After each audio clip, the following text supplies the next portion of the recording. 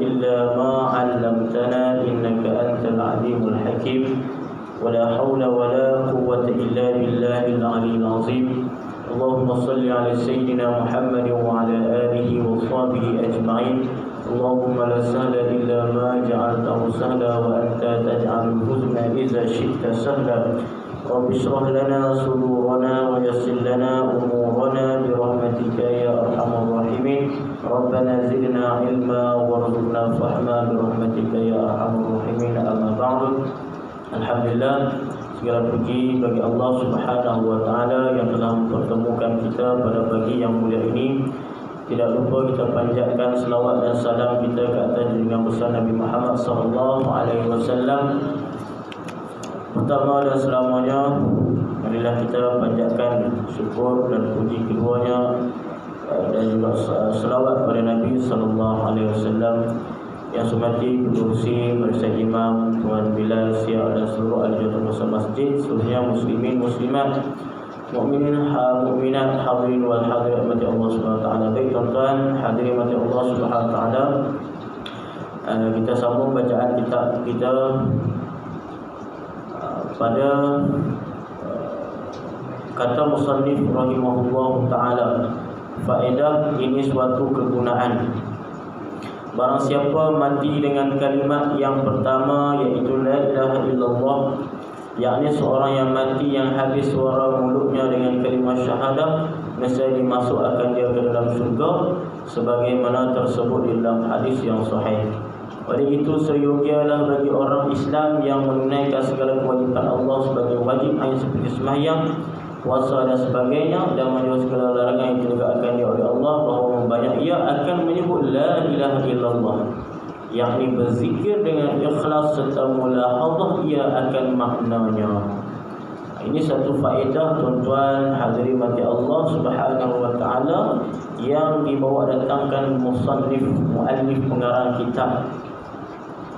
Ini faedah pada nak menceritakan tentang kelebihan la ilaha illallah, iaitu kalimah syahadah yang dilafazkan oleh kita bagi tiap-tiap umat Islam. Jadi katanya di sini, orang yang pada ketika matinya, iaitu pada ketika sakaratul mautnya, pada ketika dia meninggal dunia, dia nak meninggal dunia, dia sempat untuk menyebut kalimah syahadah la ilaha illallah, nescaya dimasuk akan dia ke dalam syurga, sebagaimana yang disebut dalam hadis sahih. Ini dalam hadis Nabi kita, man kana akhiru kalamihi la ilaha illallah dakhala al-jannah. Ini suatu nikmat yang sangat besar bagi seorang Islam. Tak ada nikmat yang lain melainkan nikmat yang sangat besar, itu husnul khatimah. Seorang itu mendapatkan pengakhiran yang baik kalau kata dia dapat mulahadzah ataupun dapat mengucapkan kalimah lafaz syahadah la ilaha illallah, maka dimasukkan dia ke dalam syurga. Maka katanya lagi, maka sebelum nak meninggal dunia tu, waktu mana kita sedang hidup di dunia ni, maka hendaklah kita memperbanyakkan mengucapkan zikir la ilaha illallah dan mulahadzah akan maknanya.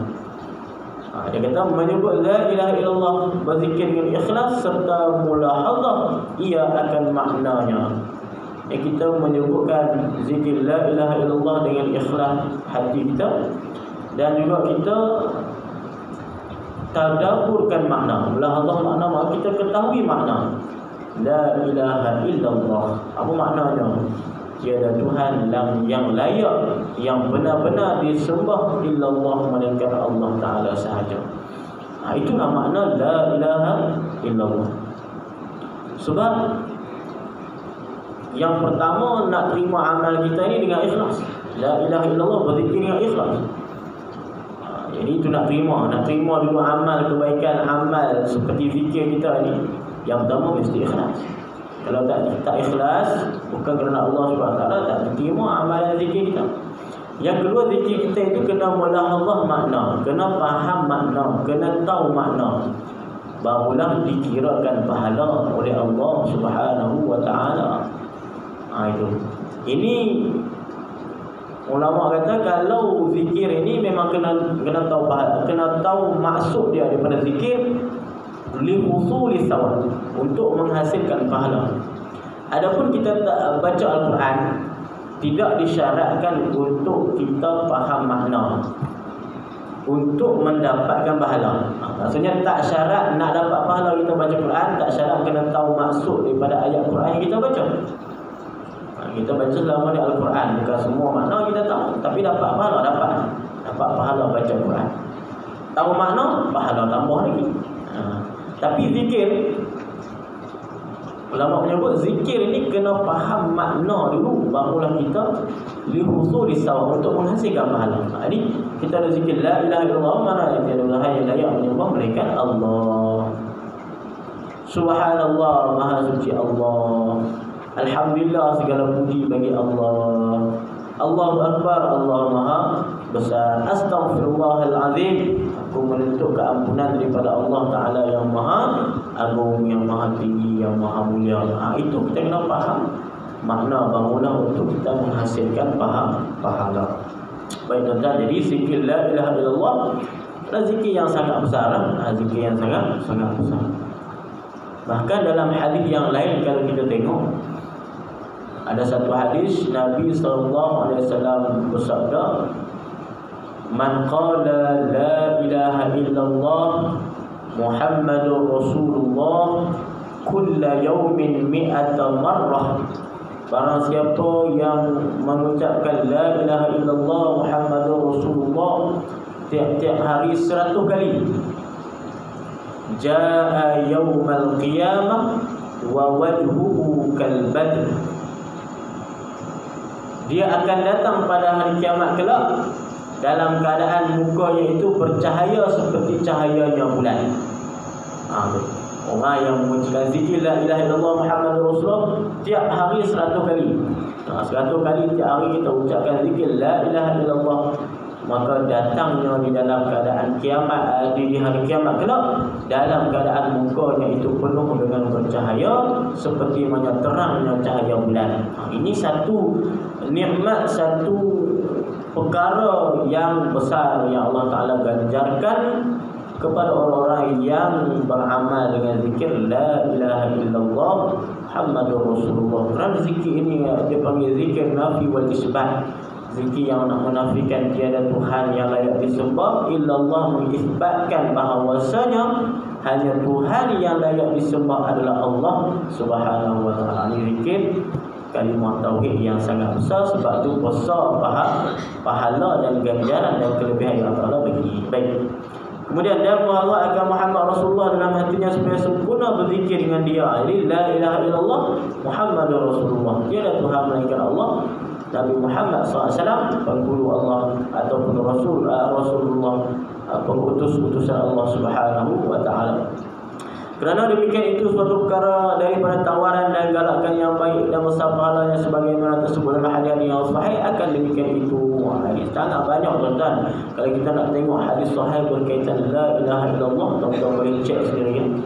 Dan ini zaman yang mudah untuk kita nak cek. Tapi nak beramal payah juga lah. Nak beramal payah. Tapi kita nak tahu ilmu zaman sekarang ni tidaklah sesusah zaman dulu yang tidak ada lagi media sosial dan sebagainya. Lah ni Google pun ada banyak. Kita buka type Google keluar. Tapi tengok dululah. Dan tengok dalam Google pun tengok sumber yang mana lah, sumber yang tepat. Jangan tengok sumber-sumber yang daripada page-page yang buka ahli sunnah jamaah pula kan. Tengok page ataupun artikel yang terbaik. Ataupun kita download kitab-kitab ya, Sahih Bukhari ke Sahih Muslim, kita boleh cek di situ. Ataupun kita beli tu kitab. Tak ada kitab yang download, kita beli tu kitab. Sama ada yang bahasa Arabnya ataupun yang terjemahannya. Mudah sekali kita nak cek hadis-hadis sekarang. Cuma nak beramal, tinggal kita nak beramal. Ilmu dah ada, tinggal kita nak beramal. Kerana ilmu dan amal itu kedua-duanya harus diirinkan tuan-tuan. Kalau kata ada ilmu saja tidak beramal, tak gunanya. Ada amal saja tak berilmu pun tak jadi juga, tak sah amal kita tersebut. Jadi kita nak ada ilmu, kita nak beramal. Sebab ada ilmu sahaja tidak beramal, jadi apa beza dia dengan iblis yang alim, yang ada ilmu tapi tak nak beramal dengan perintah Allah Subhanahu Wa Taala. Kerana iblis ni maklum dia ni menjadi tok guru kepada malaikat selama berpuluh ribuan tahun, tok guru kepada malaikat. Tapi hanya kerana satu perintah yang dia tak nak dengar daripada perintah Allah, maka terus dia itu dijanjikan neraka oleh Allah Subhanahu Wa Taala, iaitu perintah untuk dia itu beramal dengan perintah Allah supaya sujud pada Nabi Adam alaihissalam. Ya iblis, ma mana'aka an tasjuda lima khalaqtu bi yadayya qala astakbarta am kunta minal 'alin. Allah Taala kata kepada iblis, wahai iblis, kenapa kamu tak nak sujud kepada sembahan aku, kepada ciptaan aku, iaitu Nabi Adam alaihissalam? Yakni diperintahkan kepada iblis untuk sujud hormat kepada Nabi Adam alaihissalam. Allah Taala perintah iblis untuk sujud hormat kepada Nabi Adam alaihissalam. Astakbarta am kunta minal 'alin. Allah Taala kata, adakah kamu rasa takabur, rasa besar, ataupun kamu itu rasa daripada golongan yang tinggi darajat makamnya? Qala ana khairun minhu khalaqtani min nar wa khalaqtahu min tin. Itu jawab dia. Iblis jawab apa? Wahai Allah, kamu ciptakan aku daripada api, sedangkan kamu ciptakan Adam daripada tanah. Maka aku khairun minhu, ana khairun minhu.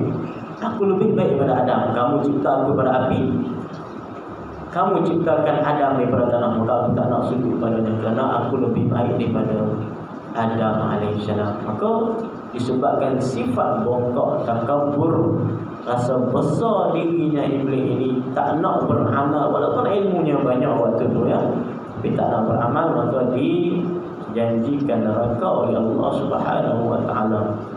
Jadi kita nak ada ilmu dan juga beramal. Ada ilmu sahaja, amal sahaja, tak ada ilmu tak jadi juga. Wa kullu man bi ghairi ilmi ya'malu a'maluhu mardudatun la tuqbalu. Tiap orang yang beramal tanpa ilmu, amaluhu mardudatun la tuqbalu, amalnya itu ditolak, tidak diterimakan Allah Subhanahu Wa Taala. Jadi kita nak ada ilmu dan juga beramal. Dan janganlah seorang itu tertipu dengan buakan dan pengaruh yang sesat yang terlebih daripada jahil dengan agama dan jahil dengan akidah agama yang mengajak orang awam kepada berzikir tahlil dan menerima tarikat-tarikat dengan bermacam-macam tarikat dengan sangkaan mereka itu satu kewajipan yang lebih tinggi pada segala kewajipan yang diwajibkan dia oleh Allah Ta'ala dan Rasul. Kerana itulah ada yang menerima tarikat dan bertahlil dengan tidak sembahyang 5 waktu. Ini kritik penulis kita ni pada zaman dia ni. Zaman kita pun ada lagi. Pada zaman yang dah muncul golongan-golongan yang nak ambil zikir, tak tarikat, tapi tinggal yang fardu. Semayang tinggal kan, duk zikir sahaja, tak apa, kita cukuplah dengan zikir, tak payah duk semayang dah, tak payah duk jemaah dah, tak payah duk solat 5 waktu dah, tak payah duk puasa dah.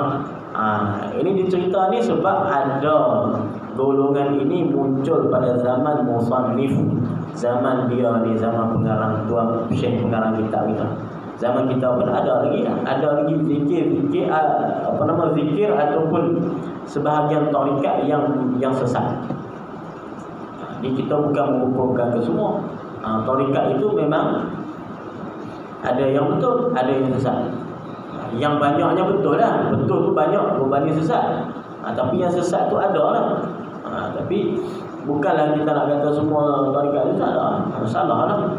Jadi bila orang yang tak suka kepada benda ni kan, khususnya daripada kalangan bukan luar daripada ahli sunnah wal jamaah, bila dia tengok adanya kumpulan tarikat-tarikat yang sesat, itu dia menghukumkan ke semua tarikat sesat, salah.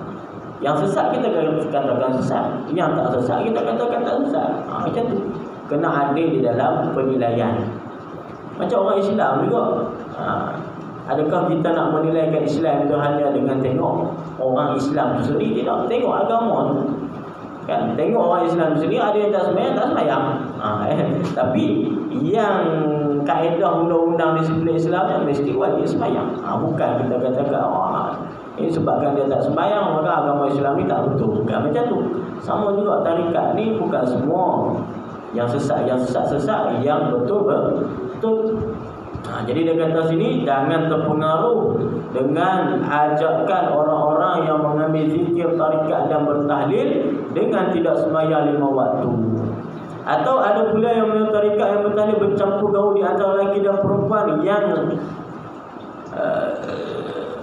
yang elak dengan tidak ada haram, dan ada pula yang menerima tarikat dan bertahlil dalam gelap sehingga nampak tuan gurunya memberi pertolongan, dan ada pula yang menerima tarikat dan bertahlil dengan tidak mengetahui dan tidak belajar hukum-hukum agama, serta menghukum pula akan orang yang duduk belajar hukum agama itu adalah ilmu kulit yang tidak berguna. Ada juga zikir yang bergaul, tarikat yang gaul campur lelaki perempuan. Zikir dalam gelap sampai dah bercampur gaul, ikhtilat tu tak ada.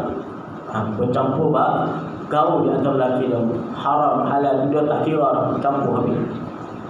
Kemudian ada juga tarikat yang dikata yang mendakwa-dakwi kata kita yang belajar ilmu agama, kita yang belajar akidah, tauhid, sifat 20, duk belajar fardhu ain, duk belajar fiqh, duk belajar tasawuf.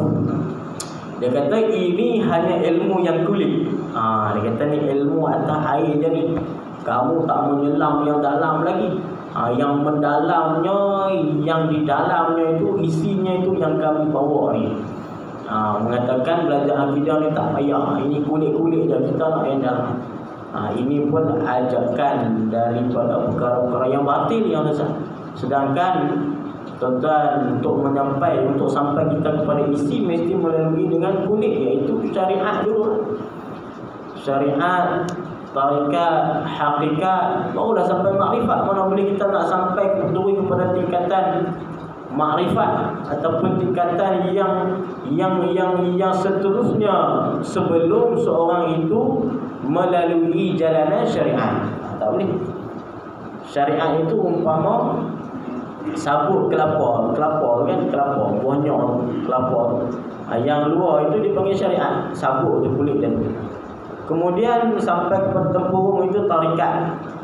Ini ulama bagi perumpamaan dalam kitab-kitab mereka. Kulit kelapa itu, sabut kelapa dipanggil syariat, dianggap seumpama syariat. Maksudnya kita nak sampai nak ambil nak jumpa tempurung kelapa, mesti kena kupas dulu kulitnya. Maka syariat tempurung itu dianggap sebagai tarikat. Umpamanya isi kelapa itu dianggap sebagai hakikat.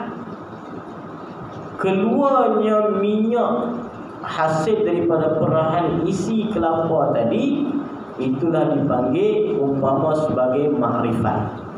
Jadi kita nak sampai kepada makrifat tapi tak melalui jalanan syariat, takkan boleh. Kita nak ambil minyak daripada kelapa tanpa kita nak kupas dulu kelapa tersebut. Tanpa kita kupas kelapa, tanpa jumpa dulu tempurung, maka tak akan boleh. Begitulah perumpamaan tentang yang disebut oleh ulama. Jadi macam ni tak boleh. Kita nak turun kepada tingkatan makrifat, hakikat makrifat tanpa kita belajar yang syariat kita ni dulu. Akidah tak beres lagi. Bab taharah, bab fiqh pun tak selesai lagi. Fardhu ain yang bab tasawuf pun tak selesai lagi. Macam mana kita nak pergi yang ke hakikat makrifat sebagainya. Ini dia kata jangan terpengaruh dengan ajaran-ajaran yang macam ni, yang mengatakan kita duk belajar fardhu ain ni kulit saja. Tak perlu belajar.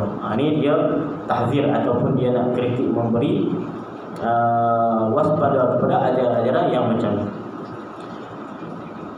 Kemudian hukum agama itu adalah ilmu kulit yang tidak berguna, dan dengan tahlil itulah terangkat martabat bagi itu kepada martabat uluhiyah, yakni martabat ketuhanan. Dan apabila sampai martabat itu pada martabat uluhiyah, maka tidak lagi wajib sembahyang dan puasa, dan tidak belaka-belaka daripada perkara-perkara yang dituntut wajib, dan tidak lagi haram segala perkara yang diharam oleh Allah.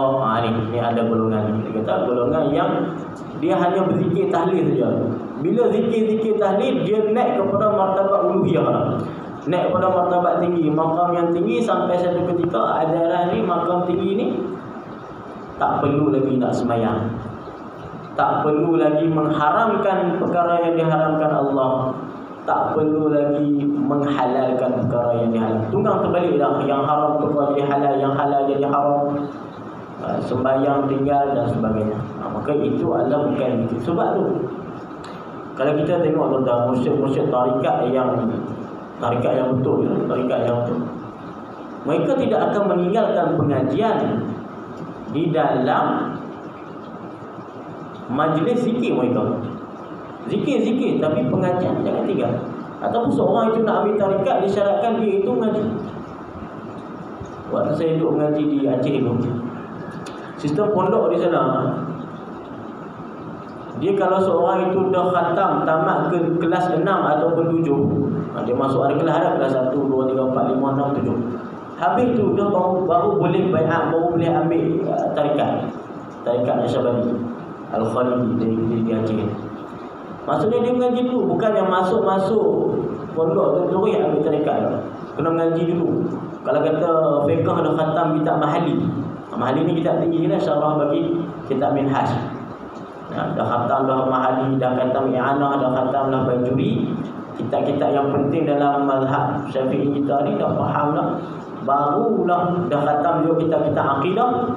Kelas ke-6, tahun ke-6, barulah disuruh untuk mengambil tarikat. Jadi tak boleh ambil awal-awal. Sebab apa? Bila ambil awal takut dia duduk fokus zikir saja, tak ada ilmu. Maka dia tak ada filter, dia tak ada satu perkara yang boleh dia itu menyaring dia. Maka boleh jadi dia sesat dengan zikir dia tersebut, kerana zikirnya itu tanpa dengan asas ilmu yang kuat. Sebab tu kita nak ambil tarikat apa semua, bagi lepas dulu fardu ain kita. Tak ada masalah, lepas fardu ain kita jalanlah nak ambil tarikat apa.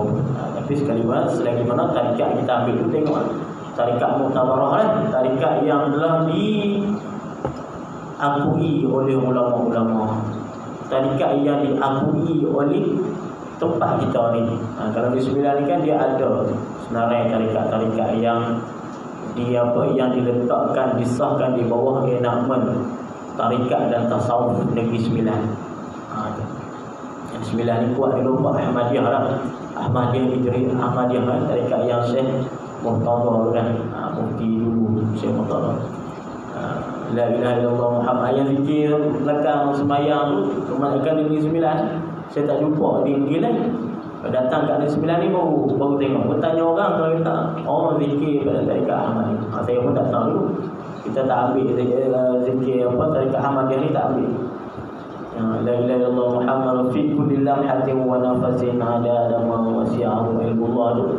Itu pada bahagian zikir tarikat Ahmadiyah. Baik. Kemudian kerana sudah diulang, maka semuanya puak tersebut, puak yang mubtadi' dhal, yang menyesat ia atau orang awam, dan puak yang sudah jadi murtad, wal a'yadzu billahi min dzalik. Ini puak-puak yang macam ni dia kata, musannif kata, mereka ini adalah puak yang mubtadi' dhal. Mubtadi' orang yang melakukan bid'ah, dhalin yang sesat.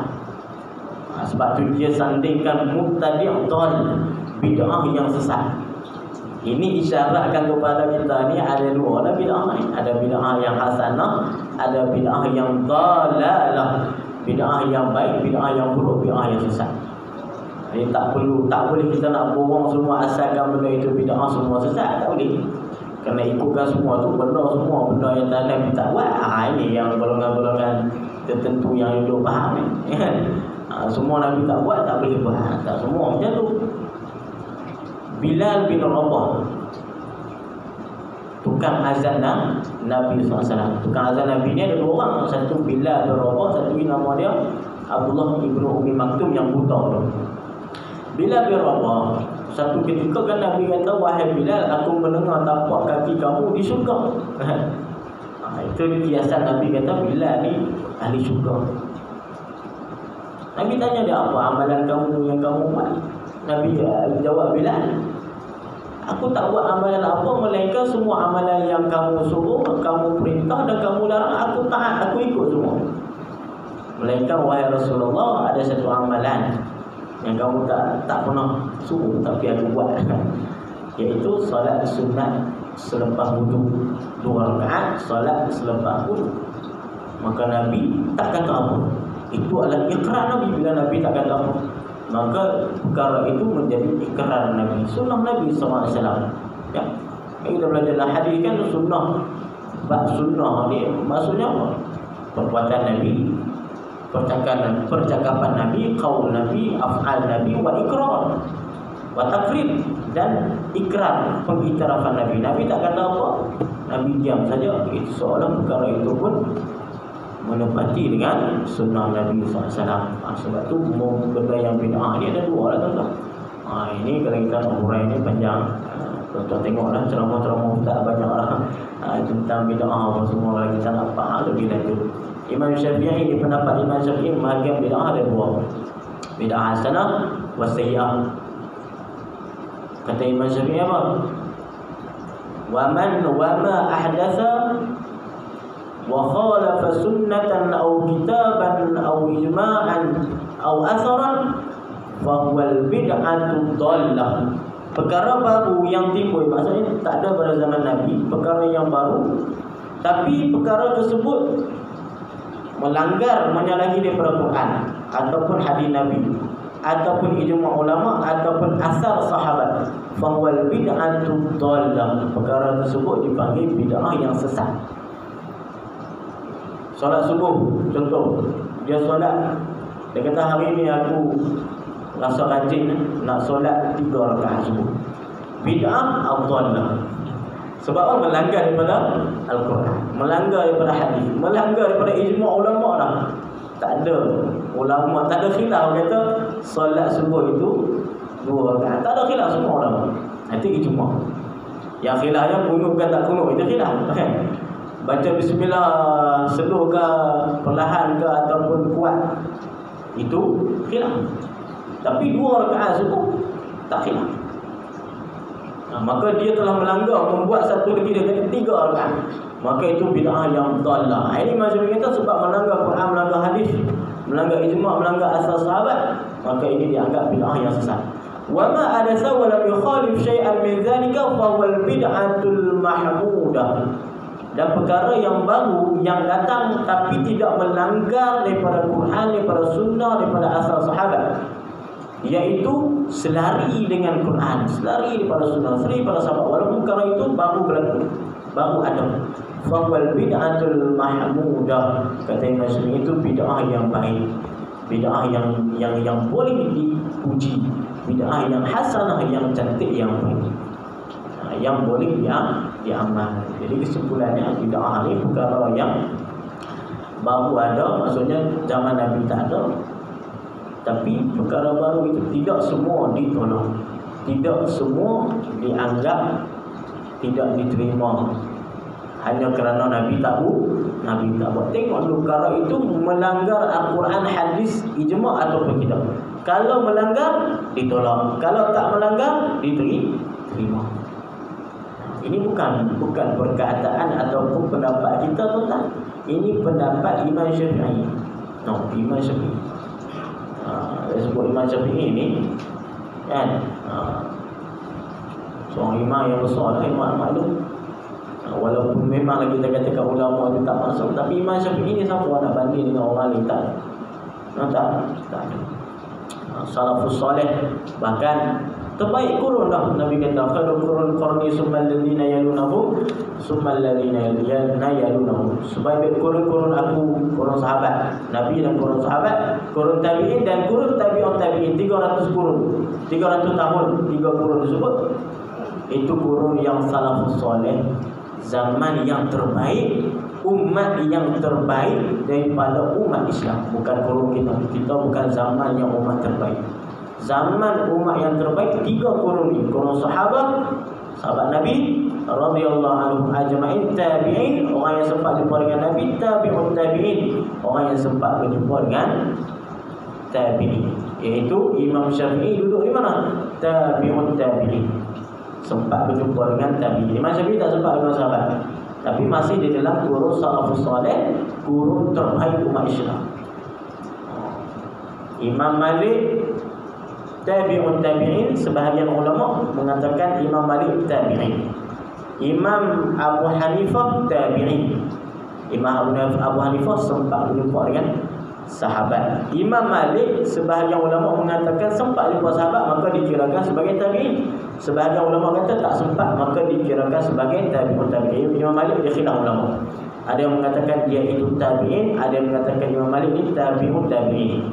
Imam Malik, Imam Syafi'i tabi'un tabi'in. Imam Ahmad pun tabi'un tabi'in. Sebab Imam Ahmad lagi muda daripada Imam Syafi'i, anak murid Imam Syafi'i. Baik. Kemudian tuan-tuan, dan ada pula yang menerima tarikat yang bertahlil sekuat-kuatnya sehingga nampak Tuhan dalam dunia ini. Ni ada juga apa nama golongan ni. Dan membesar akan guru lebih daripada membesar akan Tuhan. Dia. Ini terlampau teruk. Kalau kita membesar guru daripada Tuhan, itu lain cerita. Guru dia tu siapa akan maksum kan? Membesarkan guru ini memang wajib ataupun mesti kena beradab dengan guru, tapi tak ada batasannya. Bukan sampai melebihkan guru daripada Tuhan. Maka adalah semuanya itu murtad, jadi kufur mereka itu dengan ijma' habis murtad. Oleh itu wahai saudaraku yang bertuhan pada Allah Ta'ala dan penghulu pada Nabi Muhammad SAW, hendaklah kamu menjauhi daripada tarikat dan pengaruh mereka itu yang sesat, dan hendaklah pula kamu mengetahui bahawa zikir dan tahlil itu suatu perkara yang sunat yang dikerjakan oleh ulama-ulama saleh selepas daripada mereka itu melaksanakan kewajipan-kewajipan mereka. Jadi bertahlil, berzikir tahlil ini adalah perkara yang sunat, amalan daripada amal para salafus salih, ulama-ulama yang salih. Kerana mereka takut merugikan masa bagi mereka sendiri. Kalau begitu kita yang kurang serba-serbi ini dalam mendahului segala yang wajib pada belajar akidah dan mengerja segala sunnah seperti sembahyang, puasa dan umpamanya, kemudian celah gatik di samping itu mengerjakan sunnah. Maksudnya kita ni buat hak wajib dulu. Ada settle hak wajib, celah-celahnya itu selitkan dengan yang sunnah. Sembahyang jangan tinggal yang wajib tu, celah-celahnya itu buat sembahyang sunnah. Bukan yang buat sunnah tinggal yang wajib.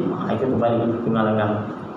Supaya tidak terlalu rugi dan supaya membinasakan diri pada mengerjakan segala yang suruh, dan supaya tidak puas dan jemu. Dan jika kamu terlalu tekun diri kamu, kemungkinan kamu akan jadi jemu. Maka Allah Ta'ala pun jemu pada memberi balasan kepada kamu. Sabda Nabi SAW, Inna Allah la yamullu walakin tamallu. Artinya bahawa sungguhnya Allah Ta'ala tidak jemu pada memberi pahala, dan tetapi kamu terlebih jemu daripada mengerjakan pahala tersebut. Kalau begitu janganlah kamu mendahului yang sunat pada wajib, tak boleh. Kita nak dahului yang sunat pada wajib, tak boleh.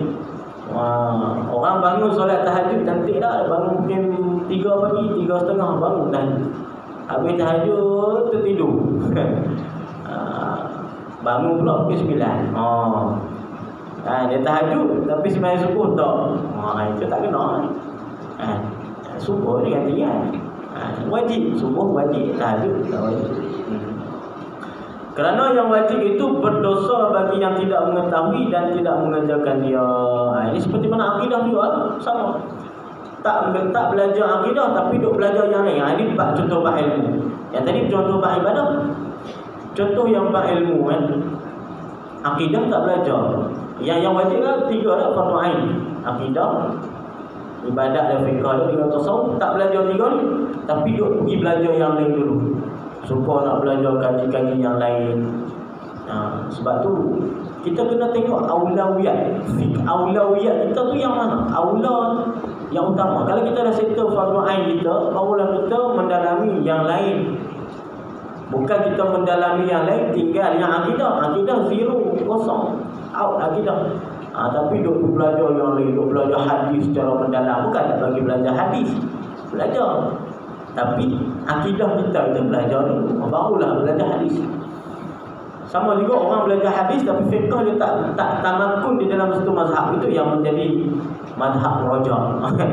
Campur-campur aduk mazhab, aduk ambil tarjih pada hadis yang kuat macam tu. Sepatutnya tamakun dalam, sebab tu pengajian sistem di Dioban di India kan, sebahagiannya dibawa dan ke tempat kita kan, madrasah yang Diobandi ni, madrasah tabligh macam di Sri Tali semua, pengajian alim dan pengajian hafiz ni. Tengok, kalau 7 tahun 3 tahun pertama hafal Quran, lepas tu mengaji kitab kan, 4, 5, 6 mengaji kitab, habis mengaji kitab, mengaji akidah, dan tamakun dah dalam fiqh dia Syafi'i, barulah dia masuk dauratul hadis. Masuk darah hadis tu baru mengaji kutubus sittah. Ngaji Bukhari, ngaji Muslim, ngaji Sunan, Nasa'i, Abu Dawud, Ibnu Majah, Tirmizi. 6 kutubus sittah tu. Setelah mana dia telah tamakun, dah tetap kuasai, khatam dah kitab fiqh mazhab Syafi'i, baru mengaji hadis. Ini terus mengaji hadis, terus buka Bukhari, terus buka Sahih Muslim. Tapi bab fiqh dalam satu mazhab dia tak mengaji. Itu jadi masalah. Itu masalah yang timbul pada zaman kita sekarang. Ada macam tu. Jadi kita kena dahulu dulu mana yang wajib, mana yang sunnah ataupun yang fardu kifayah ni. Sama juga dalam bab kita menuntut ilmu ni tuan. Ni kita kena pandai dalam kalau kita tak pandai, tak tahu, tanya kepada orang macam mana ni nak mengaji yang mana dulu. Dan perkara yang wajib diketahui itu amat banyak. Aku sebutkan dia setengah-setengahnya di dalam huraian yang akan datang ini. Maka aku berkata, huraian pada menyatakan perkara wajib diketahui akan dia serta etika. Wallahu a'lam bishawab. Kita berhenti di situ. Itu tajuk yang kedua, yang terakhir. Itu satu tajuk. Kemudian ada lagi satu tajuk. Kemudian kita akan khatamkan kitab ini. Wallahu a'lam bishawab. Bismillahirrahmanirrahim. Alhamdulillahirabbil alamin wassalatu wassalamu ala asyrafil mursalin wa ala alihi washabihi ajma'in. Allahumma faqihna fid din wa 'allimna ta'awwalna bikas salihin. Rabbana atina fid dunya hasanah wa fil akhirati hasanah wa qina adzabannar. Alhamdulillahirabbil alamin. Wassalamu alaikum warahmatullahi wabarakatuh.